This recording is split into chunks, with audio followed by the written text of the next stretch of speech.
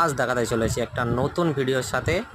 যারা নতুন এসি কাজ শিখছো তাদের জন্য খুব একটা সুবিধাজনক ভিডিও, যে কিভাবে স্প্লিট এসির ক্যাবিনেট খোলে। তো সর্বপ্রথম আমরা দেখতে পাচ্ছ ভিডিওতে যে স্ক্রুগুলো আমরা খুলছি, একের পর এক স্ক্রু আছে লেফট সাইডে এবং রাইট সাইডে। যে স্ক্রুগুলো আছে স্ক্রুগুলো একের পর এক খুলছি।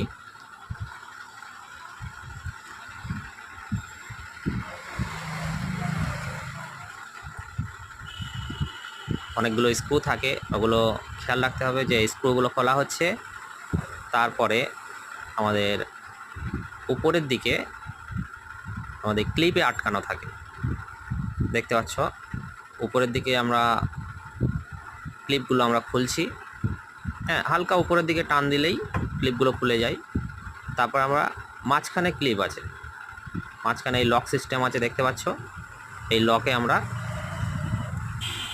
লকগুলোকে খুলছি, করার পরে ডান দিকে একটা আমাদের স্ক্রু রয়ে গেছে, ওই স্ক্রুটা আমরা আবার ওপেন করব। আমার ডান দিকে দেখতে পাচ্ছি একটা স্ক্রু আছে, ওটা আমার খোলা হয়নি, তো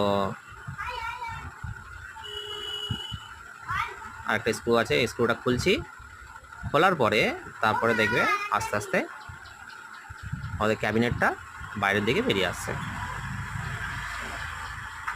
ভিডিওটাকে স্কিপ করবে না, দেখো, মন দিয়ে দেখো। যারা বিশেষ করে নতুন এসির কাজ শিখছো, স্প্লিট এসির ইনডোর ক্যাবিনেট কিভাবে খোলে একদম স্টেপ বাই স্টেপ দেখানো হচ্ছে। স্ক্রুগুলো খোলা হলো, এবার দেখো আস্তে করে টান দিলেই চলে আসছে, একদম সম্পূর্ণ চলে আসবে। পিছনে অবশ্যই ধ্যান রাখতে হবে, এর ইন্ডিকেটার আছে, হ্যাঁ, অবশ্যই ইন্ডিকেটারের যে কানেকশান আছে খুলে নিতে হবে।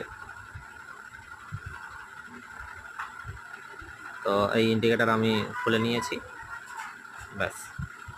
তো আবার এটাকে কিভাবে লাগালাম সেটাকে দেখানোর জন্য আমি আবার ভিডিওটাকে গোড়া থেকে দেখাচ্ছি।